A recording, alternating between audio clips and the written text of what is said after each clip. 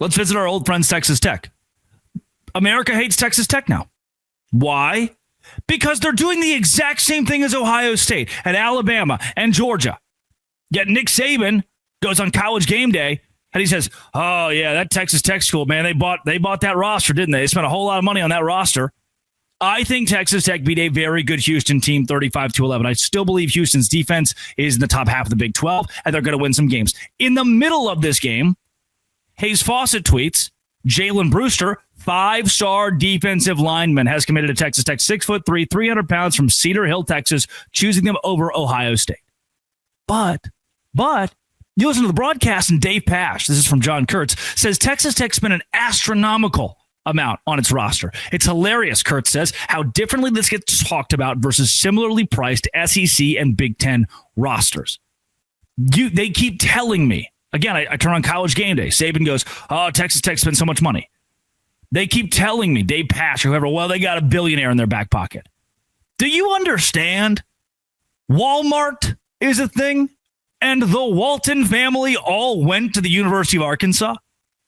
Do you understand that, like, Dave Portnoy, who owns a multi-billion-dollar company in Barstool, is a Michigan alum who publicly bought them a quarterback who is working for Fox every Saturday, who's working with the Big 12 now?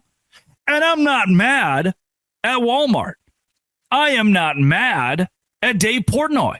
I am mad at the coverage ESPN, at the coverage of Fox, at the coverage of whoever is covering Texas Tech, and them saying every time they bring them up, well, yeah, Texas Tech's good because they bought their roster.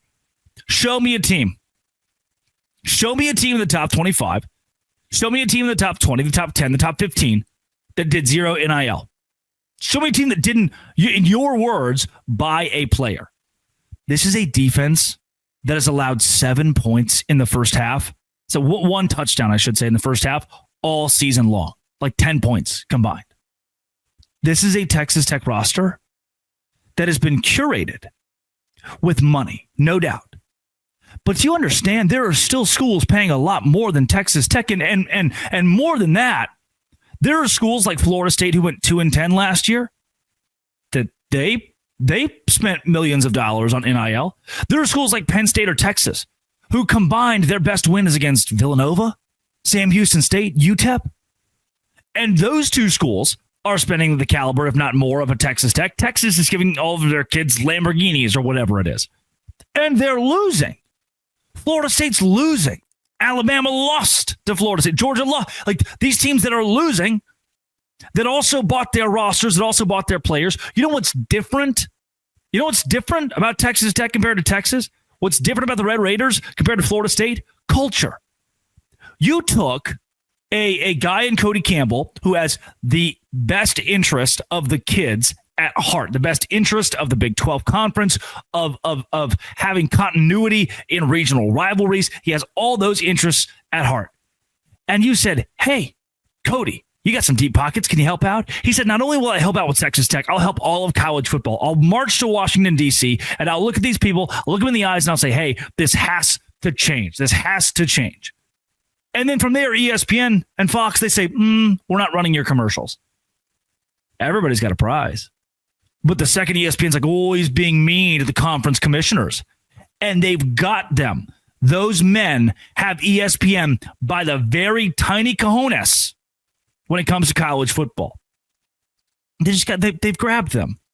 And those commissioners said, no, if you want your billion-dollar product to succeed over here in the SEC, you're going to have to work with us.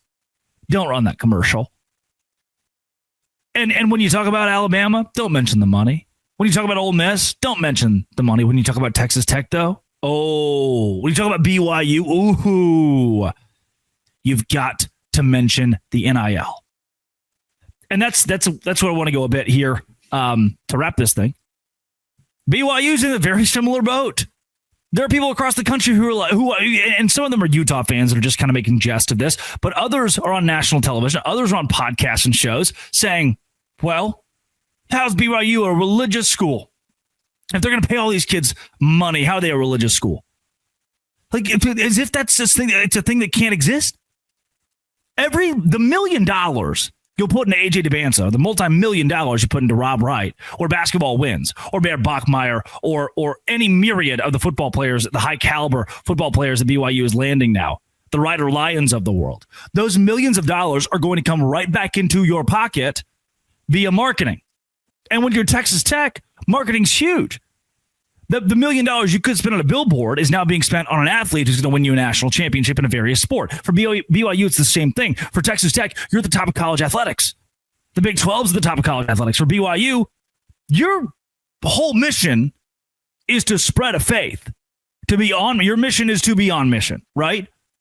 So the more people that hear about BYU via athletics, Jimmer Fredette via athletics, the more people who can now understand what it's like to be a member of the Church of Jesus Christ of Latter-day Saints. The more people who look at it, who experience it, the more the Texas Tech wins, the more legitimized the Big 12 becomes in college athletics. But that scares people. It scares ESPN. It scares the executives. They don't want that. It makes them uncomfortable.